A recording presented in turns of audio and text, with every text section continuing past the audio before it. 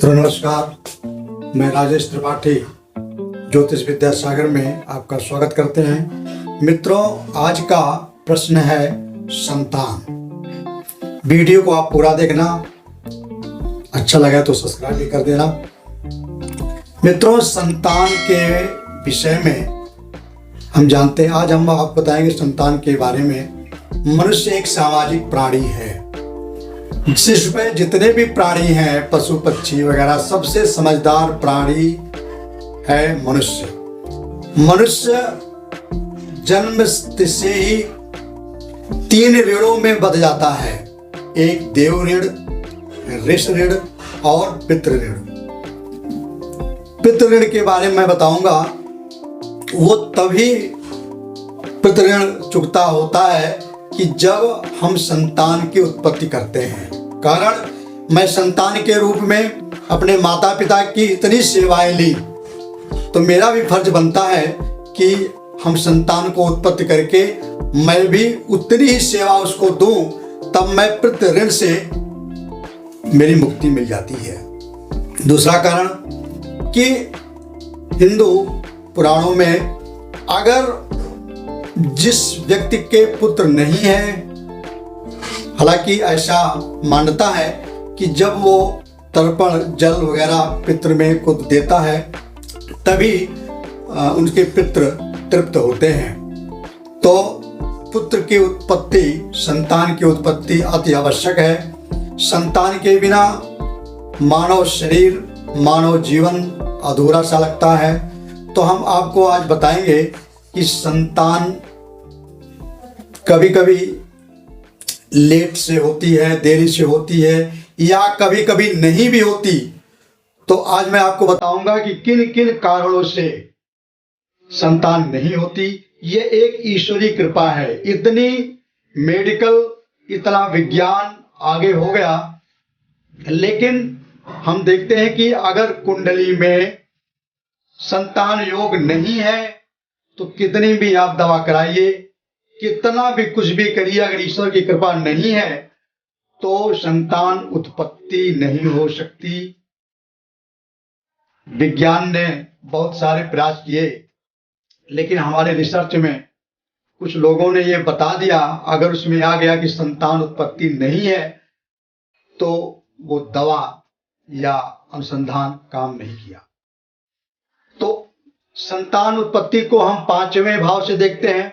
कुंडली का जो 5वां भाग होता है वो पूर्ण का होता है, पूर्व जन्मों के पूर्णों का। और उसी भाव से हम संतान को भी देखते हैं, अर्थात पूर्ण कर्मों से और संतान से सीधा संबंध है। 5वें से हम पूर्ण कर्मों को देखते हैं और 5वें से ही हम संतान को भी देखते हैं। तो इसका मतलब यह हुआ कि हमारे पूर्व कर्मों के अनुसार ही इस जीवन में संतान प्राप्त होती है। अब देखिए, मैं आपको कुंडली के माध्यम से बता रहा हूं। ये 5म भाव कुंडली का है। ये कुंडली का 5म भाव है।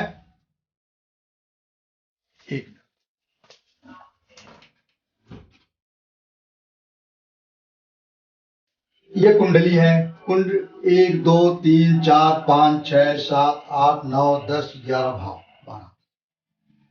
इसमें ये भाव होते हैं, ये राशियां बैठ जाती हैं। तो कुंडली का 1म भाव अपना शरीर, 2रा भाव विद्या और धन का, 3रा भाव भाई बहनों का, पराक्रम का, 4था भाव सुख का और माता का भी होता है, और 5वां भाव पूर्व जन्म और बच्चों का, संतान का होता है। इसी के बारे में मैं आज आपको बताऊंगा। संतान के बारे में जानने के लिए 3 भाव आपके मजबूत होने चाहिए, जैसे 5म भाव, 7म भाव और 9म भाव। 9म भाव क्यों? 5म भाव इसलिए कि ये पूर्व जन्मों का हमारा पूर्ण है। अगर पूर्ण होगा तभी संतान उत्पत्ति होगी।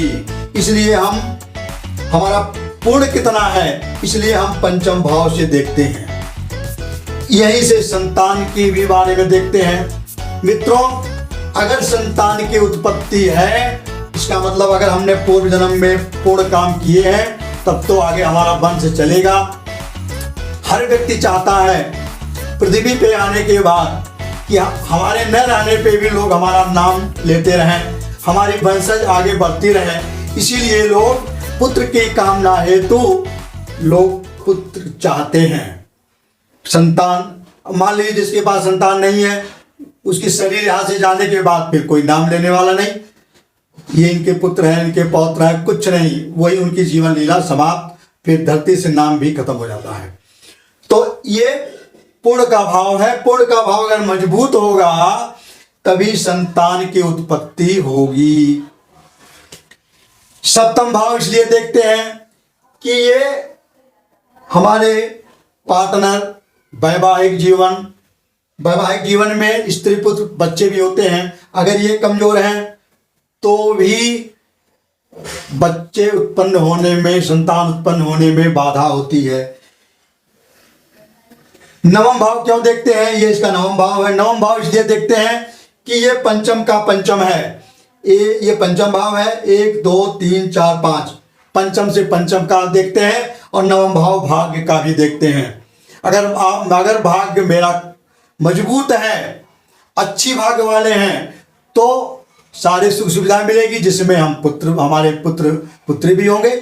इसलिए संतान को देखने के लिए हम 5 7 और 9 भाव को देखते हैं।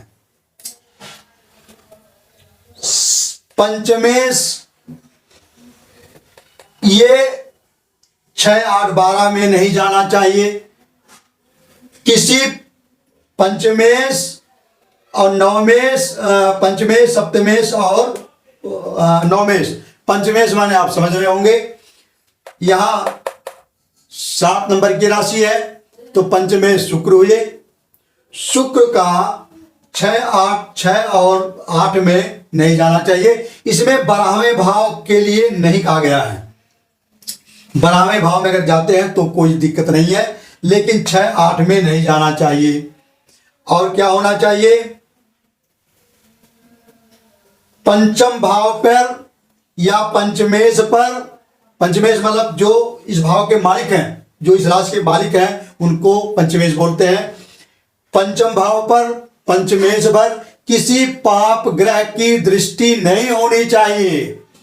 यदि मान लीजिए शुक्र यहां बैठा है, शुक्र मान लीजिए यहां बैठा है, ये आपके पंचमेश है, और शनि जी यहां बैठ गए, तो शनि जी इसको पीड़ित कर रहे हैं। शनि जी इस पंचमेश को पीड़ित कर रहे हैं, इसलिए इसमें बच्चे उत्पन्न होने में, संतान उत्पन्न होने में बाधक है। नवमेश कौन है? बृहस्पति जी हैं, और बृहस्पति जी संतान के कारक भी होते हैं। बृहस्पति अगर आपके 6 8 भाव में है, या राहु केतु की चपेट में है, या किसी पाप ग्रह से दृष्ट है, या पाप कर्तरी योग में है, या सूर्य से अस्त हैं, तो भी संतान उत्पत्ति में बाधक होती है, क्योंकि संतान का सीधा संबंध बृहस्पति से होता है। बृहस्पति अगर आपके कुंडली में अस्त हैं, पाप ग्रह से दृष्ट हैं, पाप कर्तरी योग में है, या शुष्क राशि में है।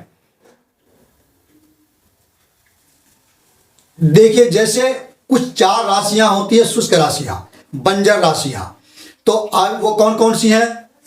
नंबर 1 वृषभ राशि है, नंबर 2 सिंह राशि है, नंबर 3 कन्या राशि है, और नंबर 4 वृश्चिक राशि है। ये 4 राशियां शुष्क राशि बोलते हैं, इनको बंजर राशि बोलते हैं। अगर आपके सप्तमेश, पंचमेश और नवमेश अगर इन बंजर राशियों में चले जाते हैं तो भी संतान उत्पत्ति में बाधा आती है।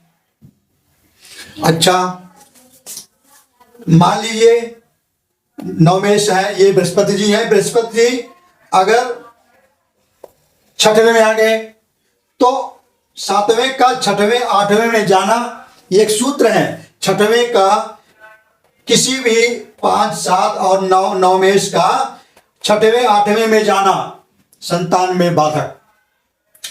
तो बृहस्पति जी 6वें में आ गए, इसलिए अच्छा एक कारण। दूसरा कारण ये वृश्चिक राशि में बैठे हैं, शुष्क राशि में बैठे हैं, ये बंजर राशि में बैठे हैं ये, इसलिए ऐसे कुंडली वालों को संतान योग नहीं बन रहा है। तीसरा देखिए, अगर मान लीजिए ये 9 में से यहां शनि जी दिखाए गए हैं और शनि जी मान लीजिए 6वें में बैठे हुए हैं, 8वें में बैठे हुए हैं, तो भी संतान योग नहीं है, क्योंकि इन राशियों का 6वें 8वें में बैठना ये संतान बाधक योग है। अच्छा, इस तरह से जन्म कुंडली, नवांश कुंडली और सप्तांश कुंडली, कुंडलियों के 60 वर्ग बनाए जाते हैं, जिसमें से हर काम के लिए, जैसे बच्चों के लिए हम देखते हैं कुंडली, तो 3 कुंडलियां देखेंगे। एक तो लगन कुंडली, जैसे ये लगन कुंडली हो गई, ये आपका लगन कुंडली है। इसी प्रकार से हम नवांश कुंडली बनाते हैं। नवांश कुंडली में अगर इसमें ठीक है, नवांश में बिगड़ गया, वही चीज जो सूत्र मैंने आपको बताया, पंचमेश, नवमेश और सप्तमेश, ये तीनों नवांश में भी अच्छे होने चाहिए। जैसे 1 4 7 8 1 4 7 और 10 केंद्र में हो, सप्तमेश, पंचमेश, नवमेश ये तीनों केंद्र में हो या त्रिकोण में हो, तब तो बहुत अच्छी बात है। 6 8 12 में हो, किसी पाप ग्रह से पीड़ित न हो, अस्त न हो और पाप कर्तरी योग में न हो। तीनों कुंडलियों में, एक तो जन्म कुंडली में, एक नवांश कुंडली में, एक सप्तांश कुंडली में। सप्तांश कुंडली हम विशेष रूप से बच्चों के लिए देखते हैं, जैसे बिजनेस, व्यापार, अपना रोजगार देखने के लिए दशमांश देखते हैं। भाई बहनों के लिए हम जो है तृतीयांश देखते हैं। तो इसी प्रकार से अपने लगन को देखने के लिए हम क्या देखते हैं? लगन देखते हैं। आगे के जीवन को देखने के लिए नवांश देखते हैं। तो इस प्रकार से सप्तांश, नवांश और लगन कुंडली में ये तीनों मजबूत होना चाहिए, नीच राशि के नहीं होनी चाहिए। मान लीजिए सप्तांश हमने नीच और उच्च भी दिखा चुका आपको, ये तीनों नीच राशि के नहीं होने चाहिए, पाप दृष्टि किसी में नहीं होनी चाहिए, अस्त नहीं होना चाहिए और पाप कर्तरी योग में नहीं होना चाहिए। देखिए, और तीसरा बृहस्पति और लगन, ये दोनों मजबूत होने चाहिए। अगर जिनके बृहस्पति ही जैसे इसमें बैठ गए, सप्तांश के ये है और ये षष्ठम में बैठ गए, तो इसमें दो दोष इनको लग रहा है। एक दोष तो ये लग रहा है कि छठे में बैठे हैं, संतान में बाधक, और दूसरा दोष ये लग रहा है कि ये वृश्चिक राशि में है। मैंने आपको बताया कि 4 राशियां बंजर राशियां होती हैं, शुष्क राशियां होती हैं। तो जैसे वृषभ, सिंह, कन्या और वृश्चिक, इन 4 राशियों में इन भावों को नहीं बैठना चाहिए। अच्छा, संतान अगर मान लीजिए ये अच्छी जगह पे है, पंचमेश चतुर्थ में है, सप्तमेश दशम में है और नवमेश लगन में है, इन पर अगर राहु केतु की दृष्टि है तो भी वो बच्चे का जन्म अगर मान लीजिए होगा तो वो गला दबा देंगे। पाप दृष्टि है, शनि की दृष्टि है, मंगल की दृष्टि है, तो भी संतान उत्पत्ति में बाधक है। अगर ये अच्छी जगहों पे है, केंद्र या त्रिकोण में है, कौन कौन?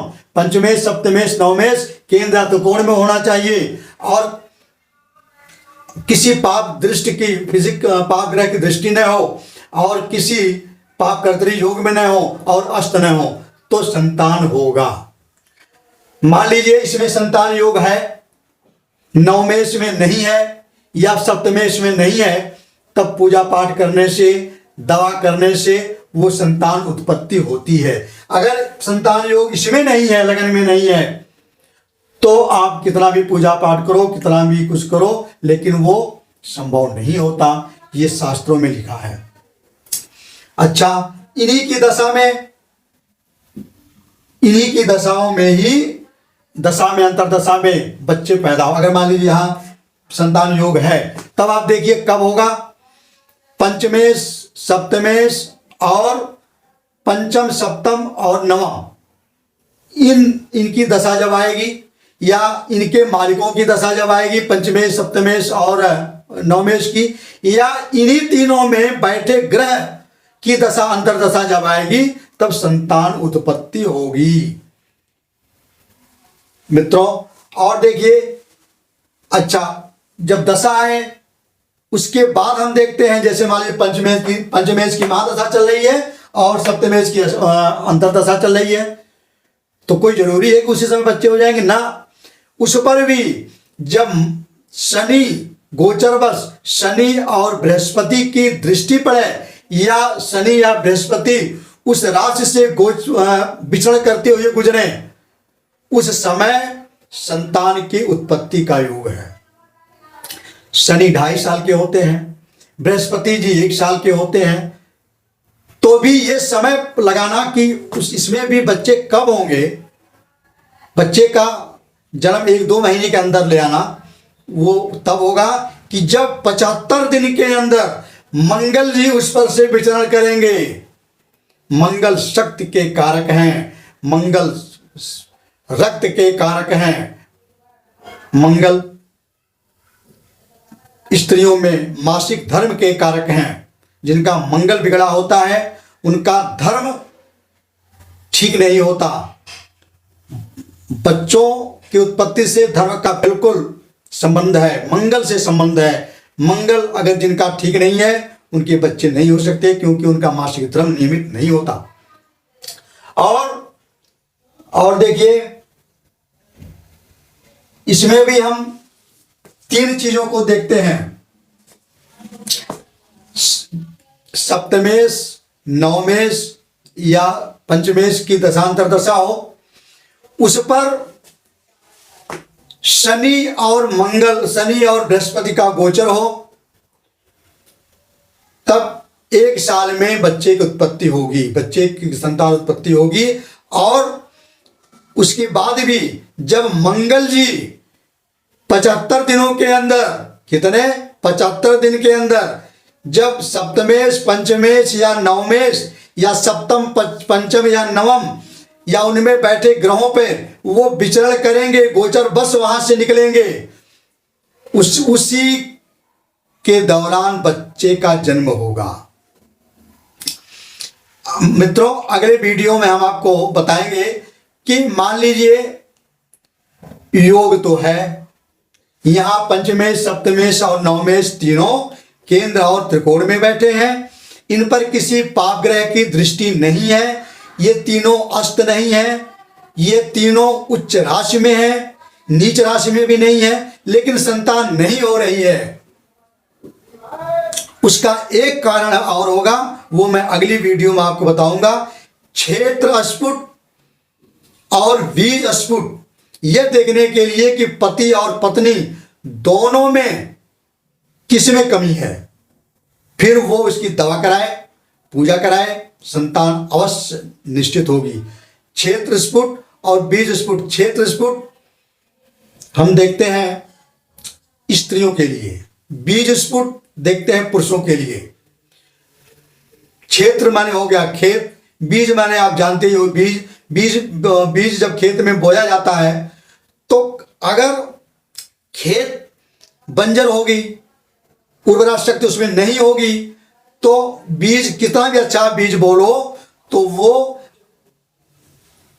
प्रस्फुलित नहीं हो सकता, बीज उग नहीं सकता। इसी प्रकार से कितना भी आप खेत में खाद डाई, अच्छा खेत हो, बहुत उर्वरा वाला खेत हो, लेकिन बीज अगर उसमें नकली बीज पड़ गया, अच्छे बीज नहीं पड़े, तो भी पौधे नहीं उत्पन्न होते हैं। इसी प्रकार से हम अगली वीडियो में मैं आपको बताऊंगा कि ये क्षेत्र स्फुट और बीज स्फुट कैसे निकाला जाता है, आपको हम कुंडली बना करके दिखाएंगे। मित्रों नमस्कार, वीडियो को आप लाइक सब्सक्राइब करना। मित्रों बहुत बहुत धन्यवाद।